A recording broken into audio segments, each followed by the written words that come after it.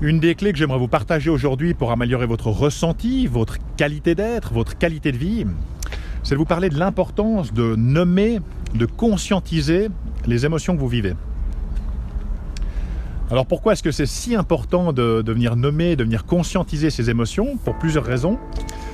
La première, c'est que nous sommes des êtres émotionnellement intelligents, c'est-à-dire que 85% de notre intelligence est de l'intelligence émotionnelle, alors que le QI ne représente quant à lui que 15% de cette intelligence.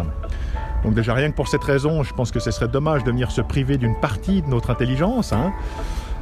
Et la deuxième raison, c'est que nos émotions en fait sont instantanées, d'accord. On n'a pas de contrôle sur l'apparition de ces émotions, elles sont là, un point c'est tout, et elles ne sont pas seulement là chez les femmes, les hommes aussi ont des émotions. Et comment ça marche? Eh bien, l'amygdale de notre cerveau, qui est au centre de notre cerveau, qui est le centre des émotions, eh bien, elle est en éveil en permanence, elle vient détecter, elle vient nous informer en fait lorsqu'un danger ou lorsque quelque chose n'est pas OK pour nous. Ça fonctionne un petit peu comme des visiteurs finalement qui seraient là pour nous indiquer que quelque chose n'est pas OK pour nous, et on nous envoie un signal qui apparaît de l'ordre de la milliseconde, c'est donc l'émotion, et l'émotion n'a pas de durée en fait, elle est juste là, elle apparaît, et puis tout de suite après, elle va être suivie par un sentiment. Les sentiments dont on dit que ce sont les costumes des émotions, ils viennent habiller cette émotion, et le sentiment va quant à lui avoir une durée dans le temps. La troisième raison, et non des moindres, c'est que les dernières recherches en neurosciences ont mis en exergue le fait que de nommer les émotions venait en atténuer l'impact. C'est-à-dire qu'ils ont fait des expériences en plaçant des gens dans des IRM, des gens à qui ils montraient des photos de visage qui présentaient des émotions fortes, qui étaient facilement reconnaissables. Le premier groupe, eh bien, il s'agissait simplement de passer ces gens dans l'IRM sans leur demander de faire quoi que ce soit, simplement regarder ces émotions. Et puis le deuxième groupe, il faisait exactement le même exercice, mais il demandait aux gens de nommer l'émotion qu'ils percevaient.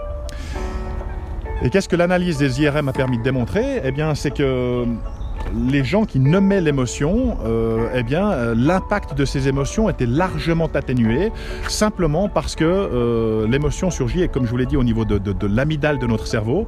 Et puis le fait de venir nommer l'émotion nous force à la conscientiser, c'est-à-dire à la passer au niveau de notre cortex, en l'occurrence le cortex préfrontal, et ça vient atténuer cette émotion. Alors le fait de nommer l'émotion, c'est tout le contraire que de chercher à la dissimuler, de chercher à la nier, à la fuir. On dit que ce qui ne s'exprime pas s'imprime, donc c'est très important de nouveau de venir nommer cette émotion.